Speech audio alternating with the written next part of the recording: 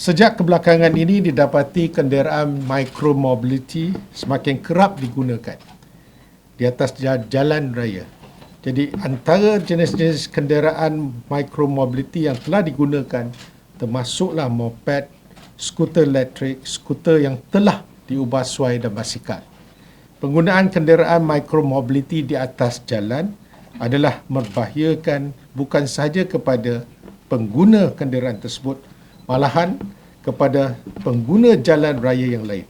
Seperti yang telah berlaku dengan nahas basikal lajak yang telah meragut 8 nyawa, penggunaan kenderaan micromobility dengan percampuran dengan aliran trafik kenderaan motor lain di atas jalan akan menimbulkan risiko berlakunya tragedi yang sama.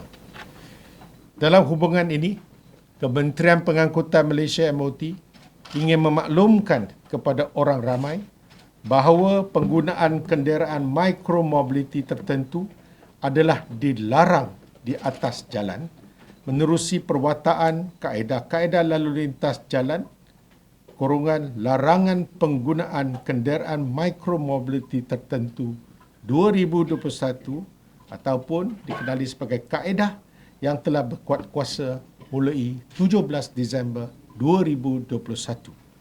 Jenis-jenis kenderaan micromobility tertentu yang dilarang penggunaannya di atas jalan adalah daripada perihalan seperti berikut. Pertama, moped. Kedua, personal mobility devices, termasuklah skuter berkuasa elektrik, kuasa enjin pembakaran dalaman ataupun kuasa manusia. Dan ketiga, personal mobility aids atau PMA. Walaupun tidak dilarang, penggunaan basikal hendaklah mematuhi semua peraturan yang telah ditetapkan di bawah Akta Pengangkutan Jalan 1987 atau lebih dikenali sebagai Akta 333 serta di bawah kaedah-kaedah lalu lintas jalan 1959,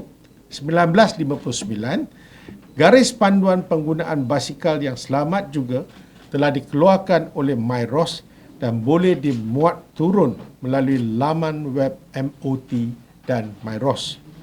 Bagi basikal dengan kuasa bantuan kuasa elektrik atau basikal elektrik hanya yang memenuhi spesifikasi Malaysia Standard MS2514 Electric Bicycles, Electric Pedals Assisted Bicycle Specification sahaja dibenarkan digunakan di atas jalan raya dengan mematuhi peraturan-peraturan yang sama seperti ditetapkan kepada penggunaan basikal selain daripada mematuhi spesifikasi MS2514.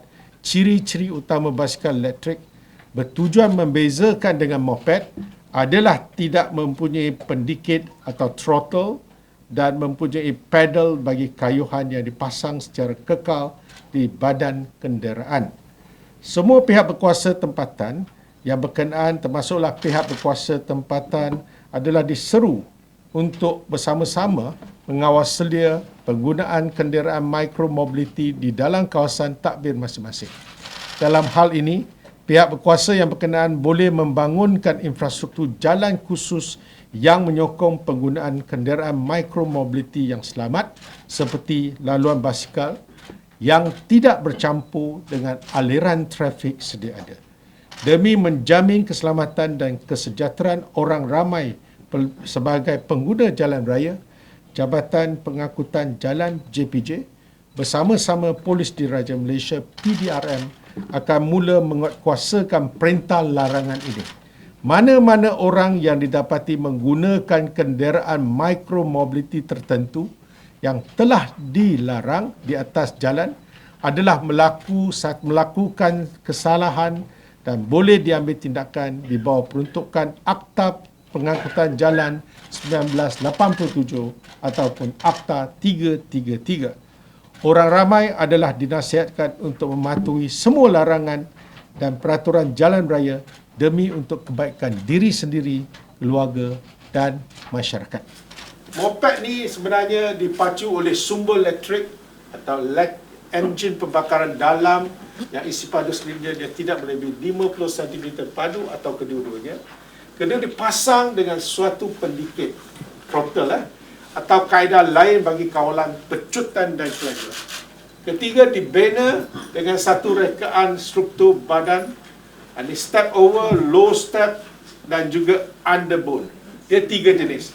Dipasang dengan suatu tempat duduk pengguna dan boleh juga dipasang dengan tempat duduk penumpang. Dan dipasang 2 atau 3 roda. Dilengkapi dengan pedal untuk kayuhan, sama ada pedal yang dipasang kekal ataupun saling boleh tukar. Dia ada 2 jenis.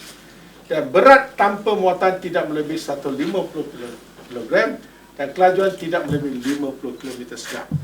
Ini moped yang tidak dibenarkan di atas jalan. Kedua, saya nak bagi tahu yang ini.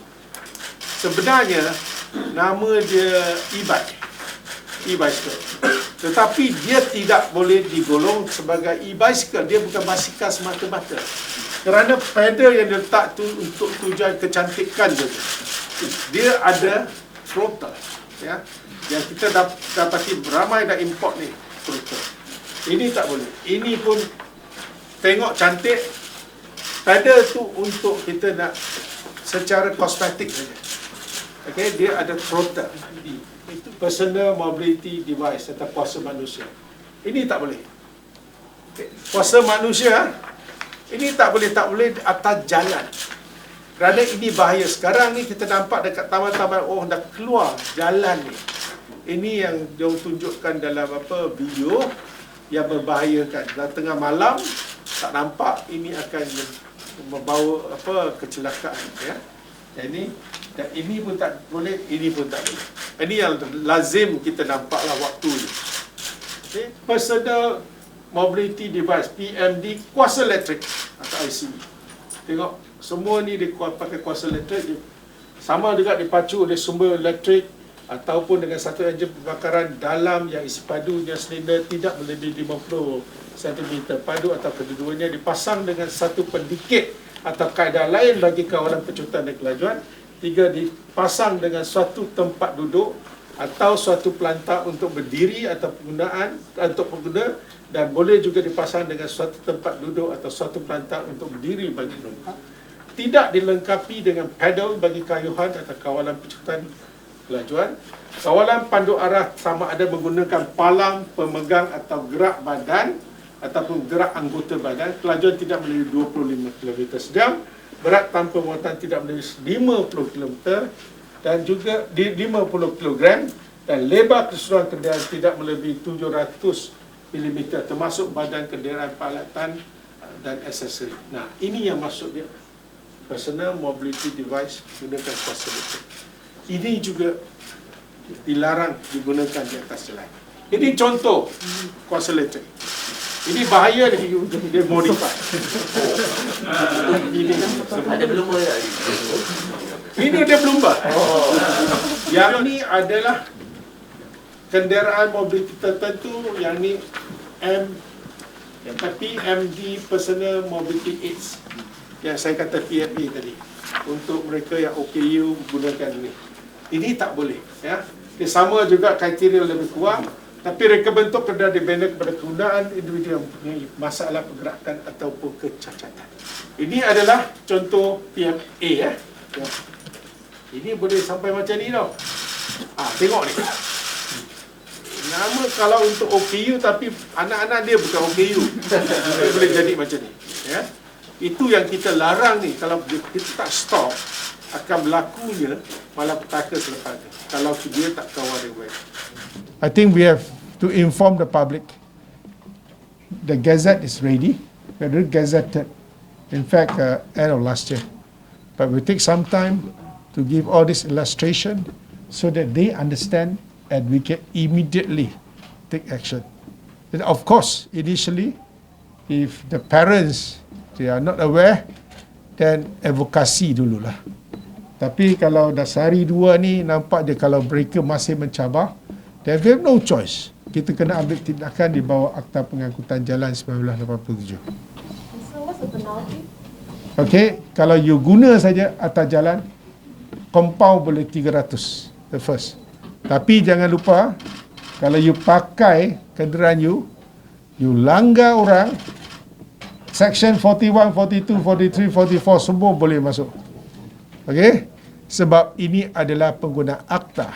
Ya? Jadi you guna atas tu, dah 300 confirm kena saman. Kemudian kalau you langgar orang, buatkan kemalangan, itu akan jadi isu besar. Okey? So kita akan gunakan akta pengangkutan jalan, the complete set, Section 41 to 45. Dan Section 54 pula boleh diambil tindakan. Kalau macam basikal lajak, dulu RM300 saja. Kalau kamu bukan minor, you tertakluk pada 1,000 hingga 5,000 fine, kemudian penjara tidak lebih daripada setahun. So itu berat, 54. Basikal saja tau. Belum lagi yang lain. So akta pengangkutan jalan boleh digunakan sepenuhnya. Jadi saya mintalah, merayu pada kaum ibu bapa masyarakat, faham hajat kita. Kita tidak mahu apabila berlakunya insiden, barulah kita menyesal. Dan moped ni adalah satu ancaman kepada pengguna jalan lain jika ianya dicampur adukkan penggunaannya dengan trafik yang ada sekarang. Saya tidak ada sebarang halangan sekiranya nak gunakan dalam kompaun rumah ataupun mana-mana tanah persendirian, itu tidak menjadi masalah. Ataupun saya dah kata, menteri ada kuasa memberi pengecualian. Sekiranya PBT memohon, pihak berkuasa tempatan memohon, saya sedia pertimbangkan dan kenalah ikut apa yang telah kita terangkan tadi. Peraturan mesti ada, SOP mesti ada, tempat tu selamat, pengasingan trafik dengan trafik atas jalan yang sepatutnya ada, dan kesemua ini tidak mendatangkan mudarat kepada orang awam, baru saya boleh bagi pengecualian.